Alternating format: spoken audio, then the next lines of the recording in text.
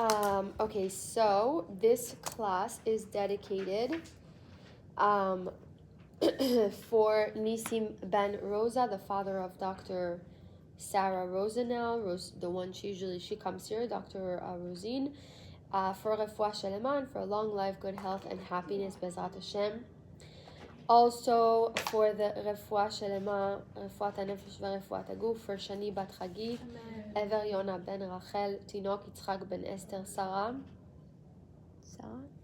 Eliyahu Chaim Hanavi ben Tita Esther. I'll add a few. Rafaela Michal bat Alexi Esther, Leachana Dvorah Chaya bat Mazal Tov, Adel Miriam bat Michal Aliyah, Lilian bat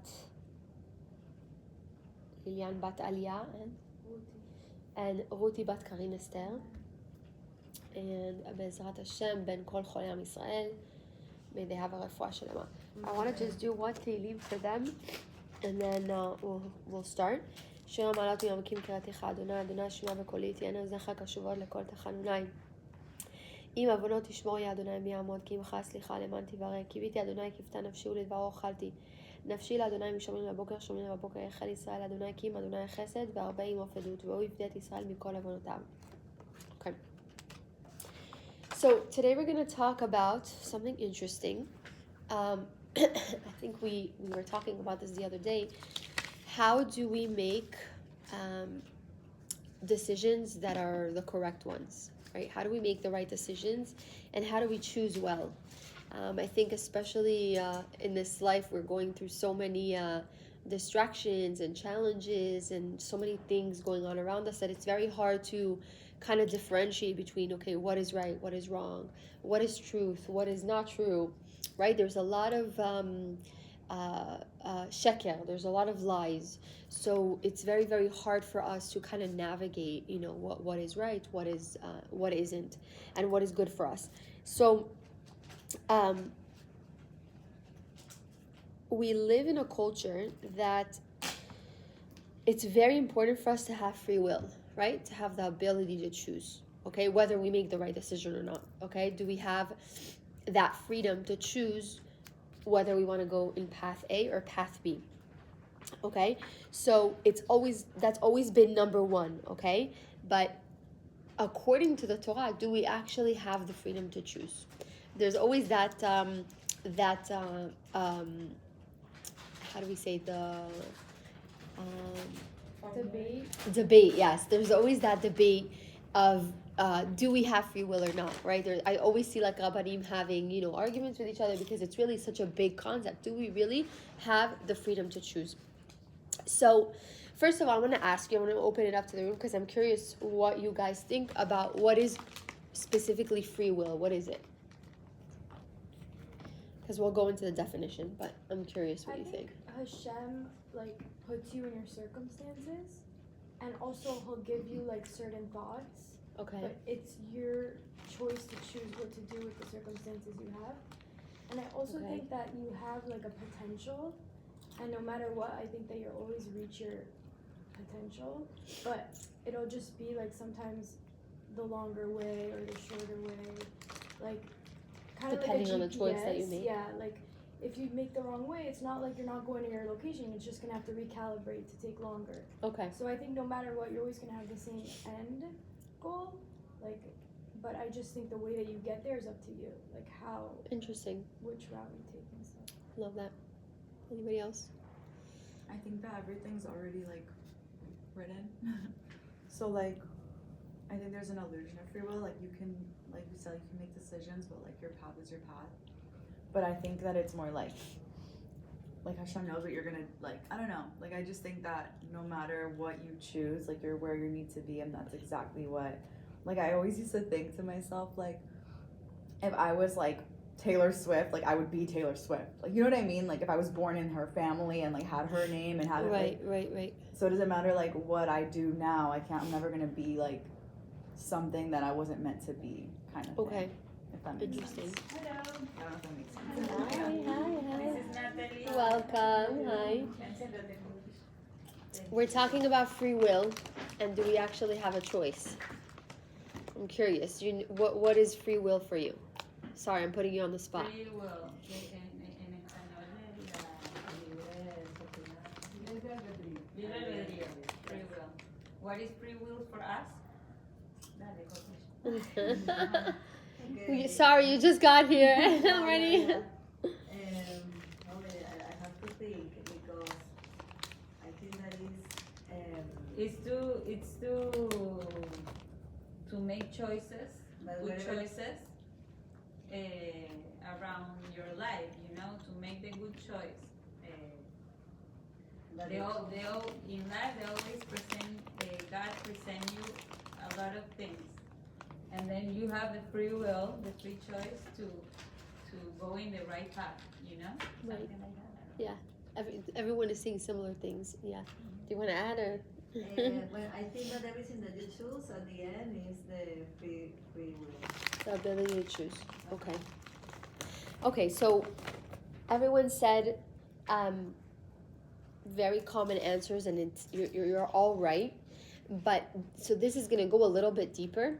So if I lose you, just let me know, and I'll repeat what I said, because it really gets into like a deep message about free will and do we actually have a choice. So there's a book called the Sfat Emet.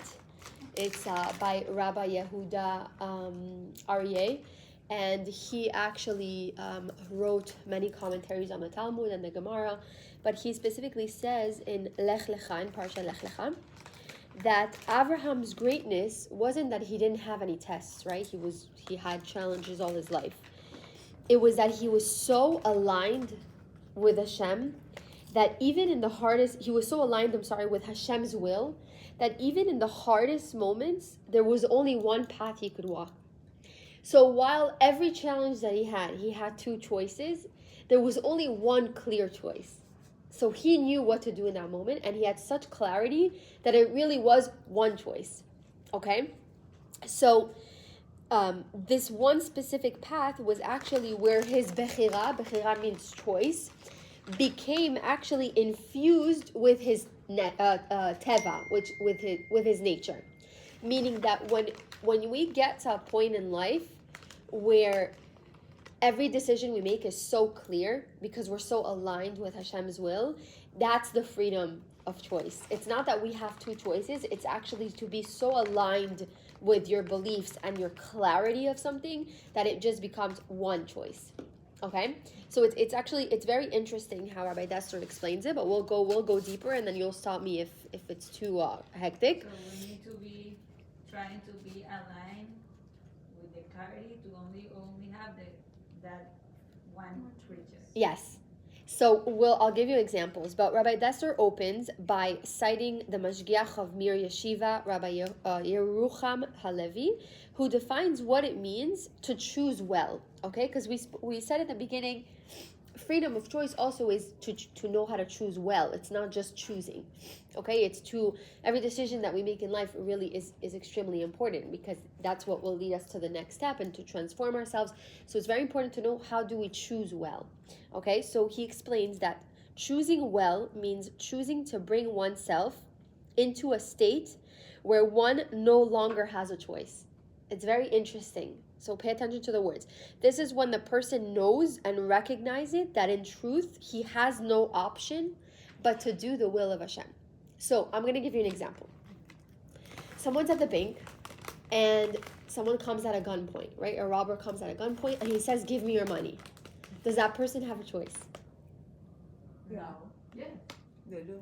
He has a choice, but really, does he have a choice? That will be mine. Everyone you will speak to who is mentally normal will give them the money, because their life is so much greater than a sum of money. So really in that moment, you know that the choice is going to be to give them the money, but it's not really a choice, because it's so clear to them that my life is worth a lot more than the $10 that I have in my wallet.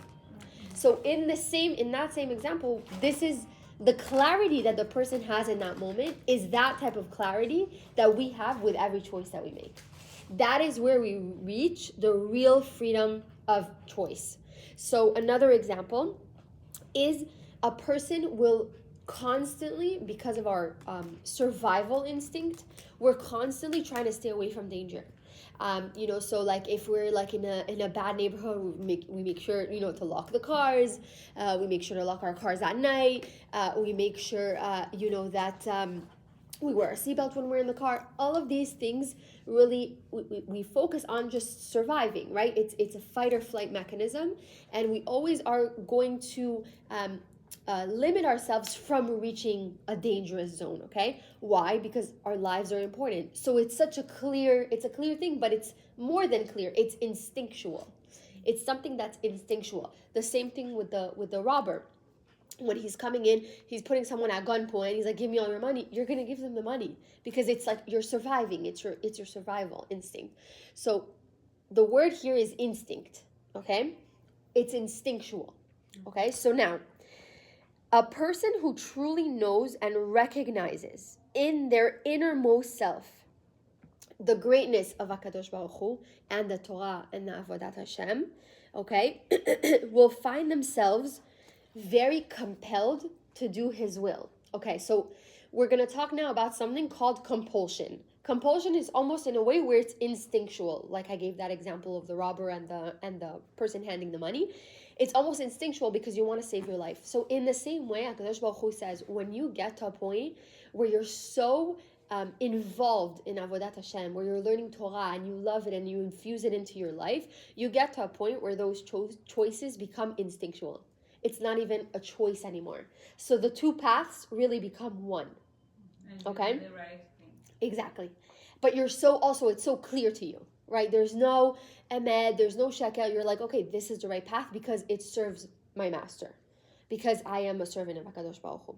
So it's very interesting because it's not, many people say, like we said, it's not that we have two choices and we make a choice. It's really free will happens when we're so clear and aligned with Hashem that these two choices actually become one choice. They don't become one choice, but you know which choice aligns with Hashem. Yeah. But wouldn't you say that Yetzer Hara will always give you a second choice? Like, at least for the average person. Like for the average person, yes, but I think over time, we spoke about something called Nekudat HaBechira. Rabbi Dessler talks about it a lot, where he says there's going to be moments in your life where the Yetzer is pushing you and pushing you and pushing you, and the minute that you make a decision to not go towards the Yetzer, over time will become clear, and then the Yetzer will try to trick you in something else, because he's like, okay, it's already clear to her that this is the right thing. Yeah, I remember. You understand what I'm saying? You get to a path, sorry, I'm so congested. You get to a path where your whole life, by the way, we're going to be tested. It's not like, okay, you get to a path and then everything is clear. No, but in a specific part of your life, you've already surpassed the Yetzer. So I'll give you an example. I grew up not new at all. Like we, would go to the beach. I would, I was wearing mini skirts, shorts. Like I was not sensitized to it. And over time, when I was learning Torah and getting more religious and doing teshuvah, I became more sensitized. I felt uncomfortable at one point at the beach. I would have to wear a towel if someone's looking at me. Right? You become a little bit more sensitized. So the Yetzer at this point in my life, now, after I made all those little choices, is not going to come to me and say, oh, Sharon, you should wear shorts today. It's not going to help it. It's not, my path is so clear because I'm so aligned with what is new for me now that there is only one choice. I have the choice every morning to wake up and not cover my hair and wear shorts, but the choice is so clear to me that it's not a choice. You understand what I'm saying? So free will is not the ability to go either way. Its free will is at its highest is the faculty by which we choose our own transformation. We choose to become someone for whom only one path makes sense. Okay? It's actually very interesting and beautiful. So think about a time, okay, where you experienced a decision where the right path was so clear that it wasn't a decision anymore. So each and every one of you, I'm sure, is growing in their own way. But you'll see that if you look back 2-3 years ago, a decision that you would have made that would have been so hard, today is easy. Because you made that decision 3 years ago. So that path of transformation is the choice that you made. But over time, it becomes so instinctual that it's not a choice. For me, Shabbat. Exactly. Some people are like, oh, I'm not, I'm not going to smoke this Shabbat. I'm not going to smoke this Shabbat. I'm not going to turn on the TV. It's so hard for them. But because over time you had the nekudat habechira, and you chose not to do it, now it's not even a choice. No, I see it super clear when you said, because when I started to do the Shomer Shabbat, but I did it like not perfect. Like I put it, my husband loved to watch TV in Shabbat. And I said, I'm not turning on the TV for you anymore. But before, I didn't even say that. Like I turn the TV and I don't use car. Right.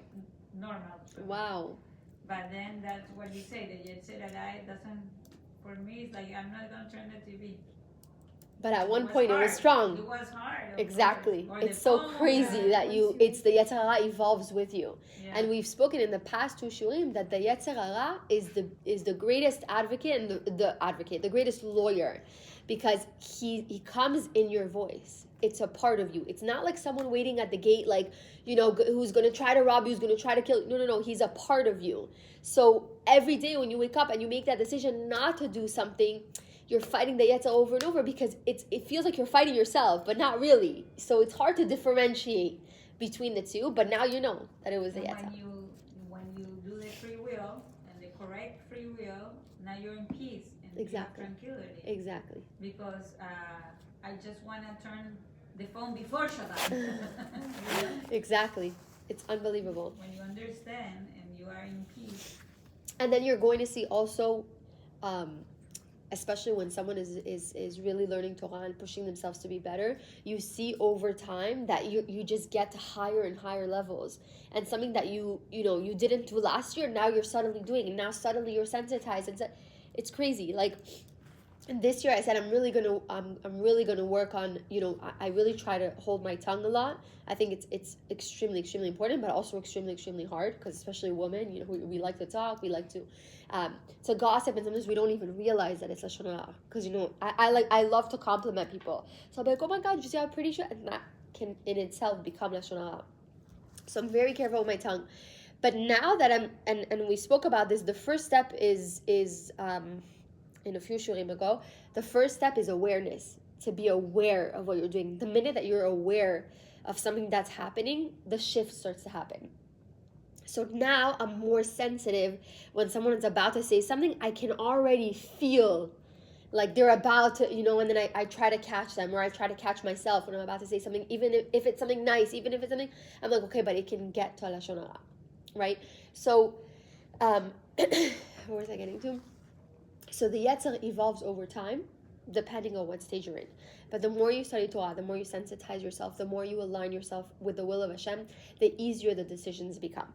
Okay? So the Vilna Gaon talks about will and capability. Okay? So he explains, and this also goes a little deeper. So every action that you do requires both a will and the capability to realize that will. Meaning that you can want to do something, but if it's not aligned with HaKadosh Baruch Hu, then it's not the right decision. You'll feel that it's not the right decision. But he explains that capability is the instrument of will. So now Hashem's will is that we observe His commandments, okay? But instead of retaining the capability to realize His will, which is compelling us, He handed us the capability, giving us the freedom to act as we desire. Meaning that Hashem could have very well created us in a way where He compels us to do mitzvah. And that wouldn't be freedom of choice, because we're not learning Torah and getting closer to Hashem. Hashem just created us like robots, and okay, we're going to do all the mitzvah. But that's not the whole point. Hashem says, I want you to first... Like angels. Exactly. I want you to first realize... How do I mute it? I don't want to decline because I don't know if she's going to... Maybe she swipe it? Oh, no. I don't know. It's like such an annoying feature. Can I do that? Yeah, but it might be like muted here, but it's fine. I don't think anyone's going to talk. Yeah.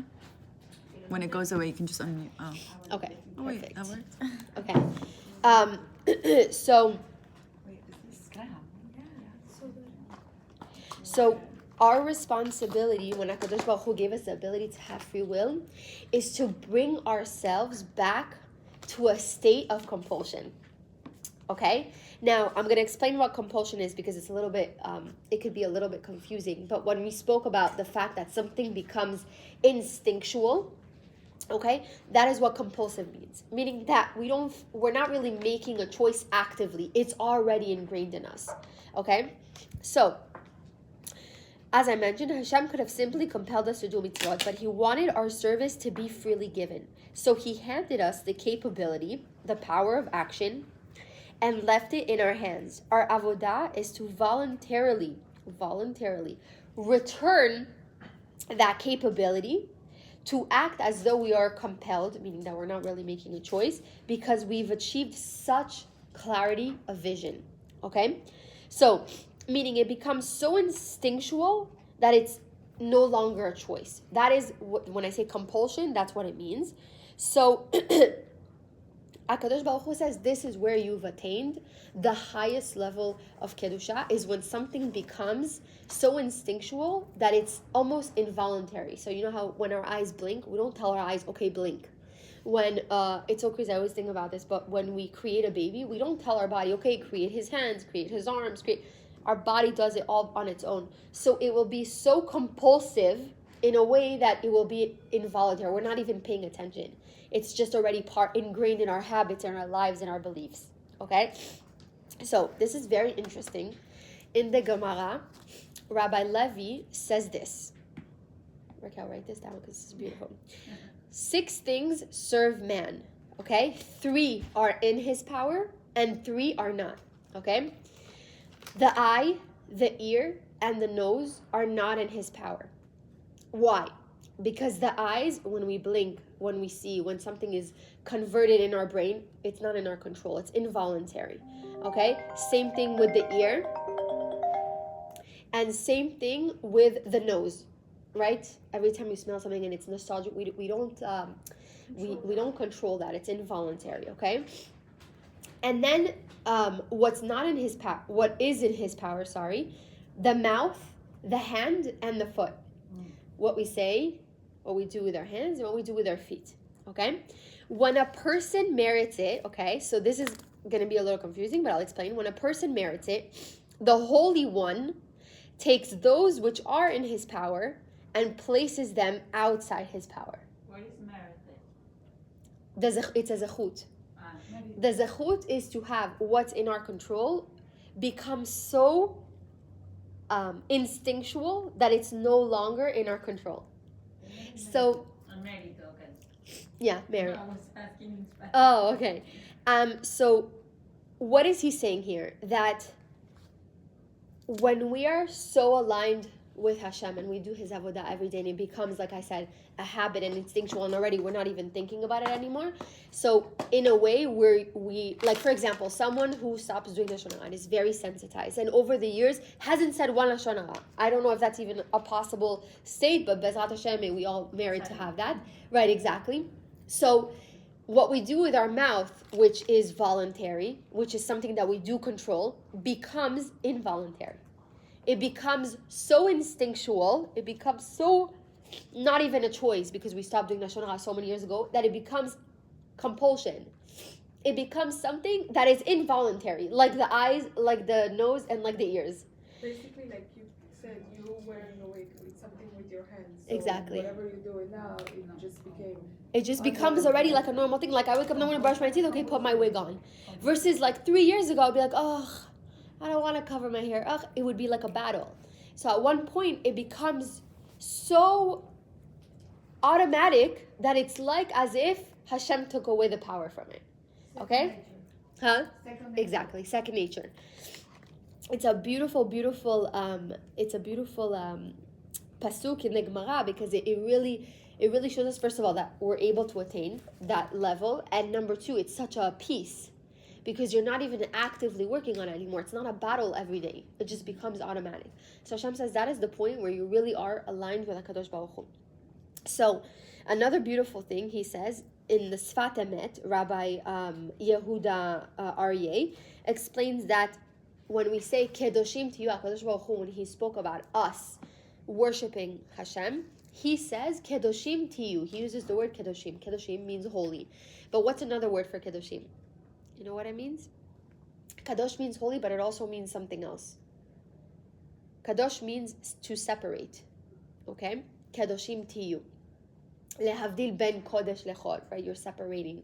But kedusha in itself means separate. So when we say, when we say Namidah, Kadosh, Kadosh, Kadosh, and we stand on our feet, so we say separate, separate, separate. Like HaKadosh Baruch Hu is separate from every other function in the world. He's just an infinite thing. So we always were separating. So he explains, when he say Kedoshim Tiyu, it means we separate from the pull of the tava. We separate from our desires. We separate from our bad habits. We're separate from it. That's what he says when he says Kedoshim Tiyu, you will be holy to me, but in a way where you're separating and constantly battling with the Yetzer. Okay? So it's not by suppressing the desire, because they will always be there, but by redirecting it toward Hashem. So the person who achieves this is no longer fighting their desire. The desire itself was transformed. Like we said, the minute that you're not fighting it anymore, you already know that midah was transformed in yourself. It's not even, you're not battling it anymore. In the same way that you keep Shabbat, you keep kosher. There are some people that it's really hard for them. They want to go to a non-kosher restaurant. They bite their teeth and they're like, okay, I'll go to today. No, that's not, for me, that's not an issue anymore. It's not even something that crosses my mind. So you've already, that you transformed that midah or that desire. Okay, so the gift of free will is not the end point of our spiritual journey. It doesn't mean that, okay, we've transformed that, okay, that's it. No, there's going to be other things that are going to test us. But it's actually the vehicle for arriving at a state beyond ordinary free will, where our actions flow from our deepest and truest nature. Like how we said with Avraham Avinu, it's not that he didn't have tests, it's that he was able to combine his nature. What was it? I want to use the exact words that I said. He was able to combine his bechira, his choice, with his nature, meaning that the choice and nature were the same thing. Okay? So Rabbi Dessler identifies who has actually achieved this state and what it looks like from the outside. So I want to just give an example of transforming. When we say Kedoshim Tiyu, where we're separating from the pull of Tava, and we're able to not suppress the desire, but channel it somewhere else. So an example is someone who has a, I don't want to say bad relationship with food, but let's say a challenging relationship with food. They love junk food, they love chocolate, they love pastries, whatever it is that they're into, right? So it's not about grinding the teeth and not eating all day, right? That's not what Hashem says, not to suppress it. But he says to cultivate a genuine love for nourishing your body, where you say, I want to be a vessel of Hashem and serve Hashem better. So I'm going to curb my need for junk food and I'm going to eat better because number one, I want to feel better. I want to have the energy and I want to be able to be a good vessel to serve Hashem. So he doesn't say suppress your need and grind your teeth and don't eat junk food, but he says channel it in a way where you can still worship Hashem, meaning like, for example, say a bracha on it, learn more about nourishing your body, what's healthy for you, what junk food does to you, right? So channel that desire into a way where you can worship HaKadosh Baruch Hu. Okay, that's one example. Another one is, a lot of us are guilty of this, scrolling when life is overwhelming, right? We just kind of like need to escape, so we go on our phone or, we do things that are not really time-worthy, right? We're scrolling constantly. Now, the desire, what is the desire? It's to just feel like you need to rest. Like I need me time. I need to decompress, right? So you go and you scroll on your phone. But really, you're not addressing the real need. The real need is you want to rest and maybe connect with someone because you're dealing with something difficult, right? So instead of scrolling on your phone, what are you going to do? You're going to take the need and you're going to use it in a way where you're going to maybe do a prayer to HaKadosh Baruch Hu, go outside and do itbodedut, take a walk, have a conversation or a connection with someone. I usually, when I'm like overwhelmed or I'm going through something difficult, I open a book of Torah, something that will take my mind off it, instead of just randomly scrolling on Instagram. That's not all the time, by the way. Sometimes I will go on Instagram or whatever it is, but most of the time I really try to give myself what I need, because scrolling through TikTok or Instagram is not going to nourish exactly what you need. So always to channel what is difficult for us in that moment and to use it in a way where we can serve Hashem better. Okay? A beautiful example that he explains is that the Avot, Avraham, Yitzchak, and Yaakov, there's a prayer in Yom Kippur where we say, Elokei HaMerkava, the gods of the chariot, God of the chariot. Okay, so why the word chariot? The Avraham, Yitzchak, and Yaakov were known, they're called the chariot. So why is that? It's a famous midrashic concept where he says, a chariot has no free will of its own. When you take a chariot, what carries it? What is a chariot? Chariot is, the horse has, Carruaje. like a carriage that like a horse takes with him. So they're called a chariot. Why? Because a chariot doesn't have a will of its own. It needs a horse to take him. So it goes wherever the driver directs it. So they explain that the Avot were so clear about Hashem's will that they became the vehicle for it. Meaning that they were able to choose, but in a way where it was so aligned with Hashem that it's like, okay, drive me wherever you want to go, I'll be fine, right? That's why they were called the chariots, because they were able to align themselves in a way where wherever they may go, it was clear to them that that was the right path. Okay? So another example of Rabbi Yehuda who explains in Sfat Emet in Parashat Vayera, he says the deeper test of the Akedat Yitzchak, when Abraham had to sacrifice his son, was whether Abraham really internalized that he and Yitzchak belonged entirely to Hashem. There was no mind to protect, or he's my son, what are you talking about? I'm not going to sacrifice my son. He didn't say a word when HaKadosh Baruch Hu said, okay, I want you to get up early in the morning, take Yitzchak with you and slaughter him, right? So there was no personal claim that could override Hashem's word. The Akedah revealed that Avraham had no self left to protect, meaning that everything was so aligned with HaKadosh Baruch Hu that it was almost like there was no self. It was just like whatever Hashem wants, that's what it will be. And I think that was the peace that he had, because he understood that whatever Hashem's will is, whatever choice I make, that is the right choice. Okay? So we're going to connect free will now because the chapter is called Free Will and Chesed. Okay? It's interesting that he connects the two. But he talks about here our responsibility to do chesed in the world. Okay? So Rabbi Dessler makes his statement here where he writes that he anticipates that we're going to say, okay, how is this relevant to me? The Avot they were a completely different reality, completely different life. They were able to overcome all their challenges. They were so close to Hashem. Like, how does that relate to me in any way? So he's saying, I'm nowhere near the level of the Avot. Today we look at, Avraham, Yitzchak, and Yaakov, we're like, okay, that's not something that we can accomplish in today's life. So he says, the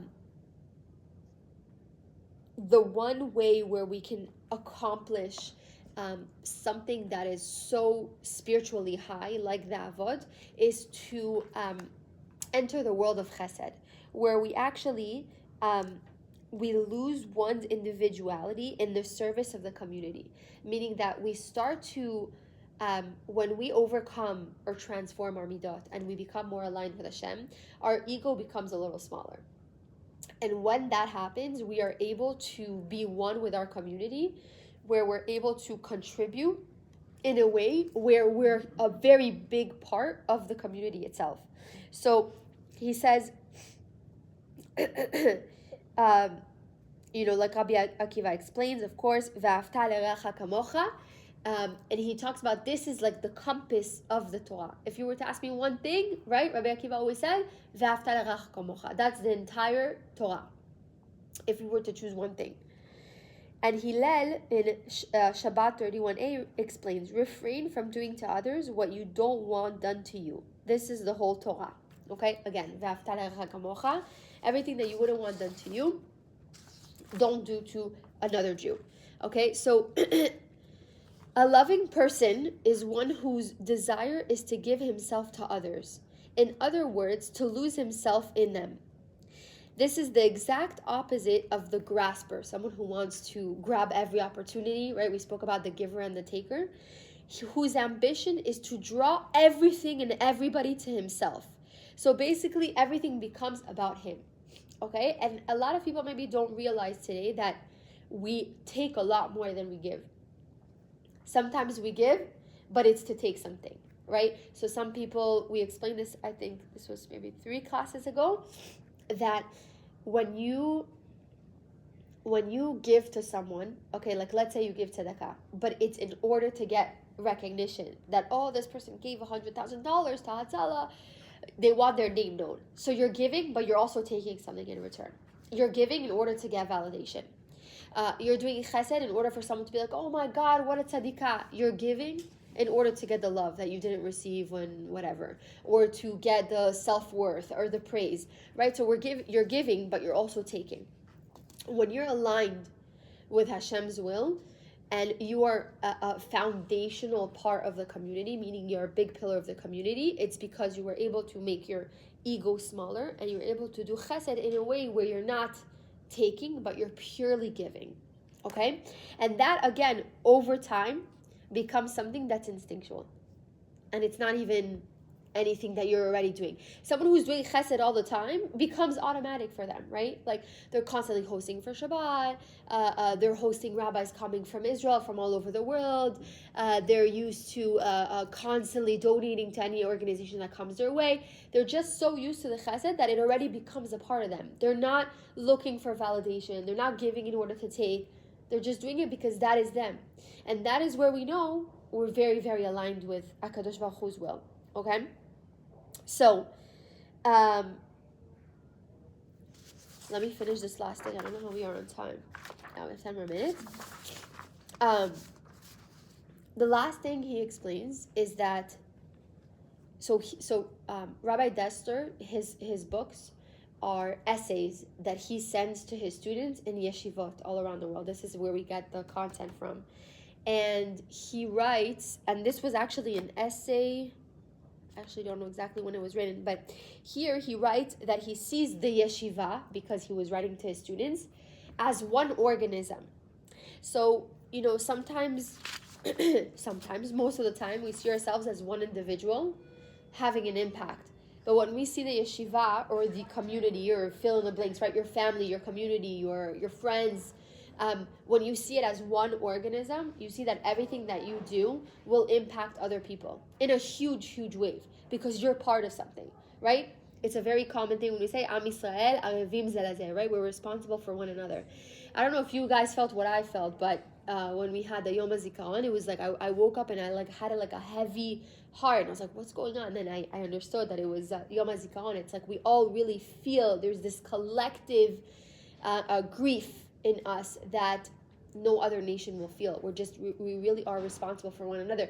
The same thing with October 7th. I couldn't sleep for weeks, for months. I couldn't sleep, I couldn't eat, I was not functioning, and I'm halfway around the world, right? So we have this connection, we have this bond that we're one organism, we're one. So when we're able to transform a midah, and we get to a point where we're aligned with Hashem's will, it creates such an impact that it's, first of all, for generations to come, but it will affect also our environment. It will affect Klal Yisrael in a way where you don't even know, where you hold back your tongue and you didn't speak badly about that person. That person's dignity is saved not only this generation, for his kids and his other generations to come. We don't understand the impact. So we have to be really, really careful, number one, in the decisions that we make, and two, when we know that they're the right decisions, to continue making them. Okay? And that is, again, back to Nekudat HaBechira. So, I want to give the exact quote that he spoke about in the yeshiva, and then we'll wrap up. When we are in a yeshiva, we tend to think of ourselves as a number of individuals who happen to have been brought together in one place, like potatoes in a sack. He gives that example. Each one of us still thinks of himself as in a world of his own, free to act as he wishes. This attitude blocks the way to success and to all spiritual progress. A yeshiva is an organism, and we can fill in the blank, by the way, because community, yeshiva, our families, they're all the same. Each member of a yeshiva is part of a complete community. He cannot have a will separate from that community. He must lose himself completely in the good of the community, and he is at all times responsible for that good. And it reminds me, there's a halakha in the Torah that when you see another Jew in front of you doing something wrong, but to the point where it's clearly something wrong, you are responsible to tell him something. You are responsible to go and come up to him and say, this is not, it's not right. I actually, I was a few years back. I was on, I think it was on Instagram. There, I have a friend who she was finding herself, okay, and she joined this. I don't know if I should say cult. It was like a weird organization, I'll say, and it's like this. They have these like parties. I don't know if they do drugs there. Trying to be not judgmental, but maybe not. But she posted a picture of herself without clothes, completely, like doing a yoga pose, completely. And it's someone that, like, we went to school together. She was my best friend. She was like very close to me. Not my best friend, but she was close to me. And I said, do I say, like, what do you say to someone like that? Now, to be fair, and obviously I'm not judging, everybody has their own path, but she had a very, very hard upbringing, very hard childhood. So you have to be also very sensitive. But I felt like it was my responsibility to say something. And so I said, hi, how are you doing? Miss you, hope all is well. This is not coming from a judgmental place at all. I know that you're finding yourself and you had a hard upbringing and you seem like you're happy, but it's my responsibility, especially someone who teaches Torah and is so aligned and close with Hashem. It really hurts me to see you like in a direction where, you're this is your right path. And I don't remember exactly what I wrote, but it was like a very nice message. And her response was actually very special. She said, Sharon, I love this message. She was like, thank you so much. I really appreciate, that you're looking out for me. And she said, I'm the happiest I've ever been. I really feel like I found myself and whatever, all these things. So it was very hard for me because you can't reject someone's feelings, especially someone that says, I'm in the place where I feel right. So it was very, very hard to navigate that. But sometimes it feels right, but it's completely wrong. And so to be able to navigate that, especially when it's another Jew, was very hard for me because I was crying. I felt for her. I was like, I can't believe that for her, this is her path, but it's not. This is not the right path. So, thank God we're still in touch today, and it's getting a little better. She started making challah, and she's listening to all my shiurs. So thank God, she's always been very spiritual. She's a little bit more connected, but we are responsible. We are responsible for one another, and we feel when someone is down and going through challenges, we feel the grief, we feel the loss, we feel the person's really like when they need help, right? Every time someone is in need of help, like every time I see single mother, 3 kids, and you see a fundraiser, right away I'm like, how can I help? Because you just feel for that person. We really are a compassionate nation. And so he explained to her that we're one organism. One person fails, it is our responsibility to help bring them up. Okay, so don't, there's a bystander effect, there's somebody else who will reach out. No, it's you. You need to reach out and try the best that you can. And then, they can be on their way, but at least you did something, right? So you are responsible, you are one. So he explains that a true community like the body has no redundant members. Every organ serves the whole. When you internalize this about your community, you become careful to refrain from acts that suit you but will damage the community. When you become more sensitized that everything that you do might make you feel good in the moment, but how is that going to affect my family, my friends, how people see me? When you see your life in that angle, then you're able to actually really transform what you do, because you're not just thinking about yourself. So then the ego shrinks, you're able to transform your midot, and you get to a point where it's really v'afta l'reacha kamocha. Right, like we said, it's really you embody this organism, not for you, for the community, right? Because we're one. Okay, so I'm gonna end because I left you guys a handout that you can do. There's some reflection questions on here. That will help you kind of summarize what I did. So. Beautiful.